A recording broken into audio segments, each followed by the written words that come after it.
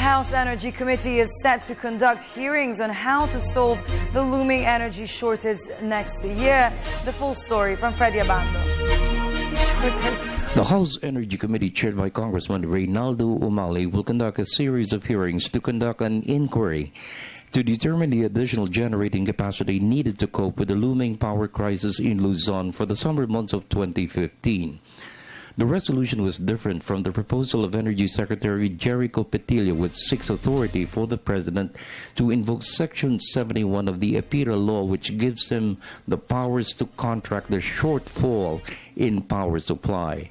The resolution provides the House necessary, relevant, and sufficient information on the actual and projected requirement to ensure the country's energy requirements. Considering that all committees during the break will be authorized to meet, then it's up for the committee to meet, and hopefully it will meet at least for three times during the break, so that pagbabalik namin sa October 20, we have something to talk about.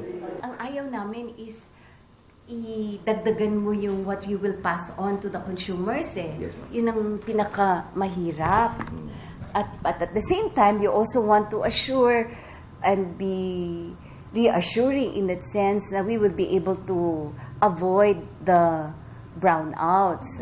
Kasi ang nangyari kasi because of summer, usually pag summer talagang parang po sa baga de peligro na talaga. There were two options for Congress to decide which could be cost-effective for government and less burden for consumers in electricity prices.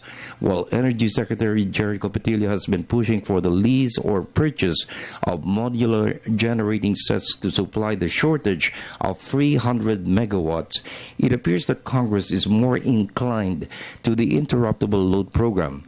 House Majority Leader Natalie Gonzalez is pushing for mandatory commitments since the private sector has a supply of 3,000 megawatts. Mas comfortable kami na maging via ILP. But nevertheless, we do not want to stymie naman the committee by specifying in the joint resolution na na exclusively ILP lang ito. In the meantime, the President's economic team is concerned with the impact of a shortfall in supply for Luzon, a concern shared by most members of the House given the adverse impact on the economy. But for Trade Secretary Gregory Domingo, beyond 2015, the country's power supply will be more than sufficient since a number of power plants will be completed and connected to the grid by 2016.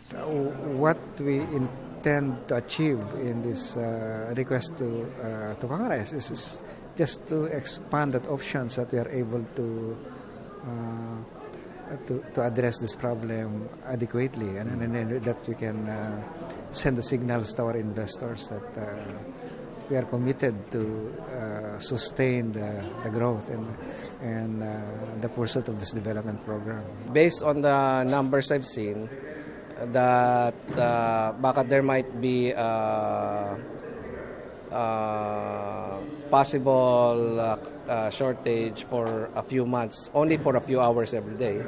But after that, based on the projections I've seen, there will be enough capacity, na bagong capacity na may introduce a system starting end of next year, such that okay na yung power situation natin from late 2015 and beyond. For the People's Television Network, this is Freddie Abando reporting.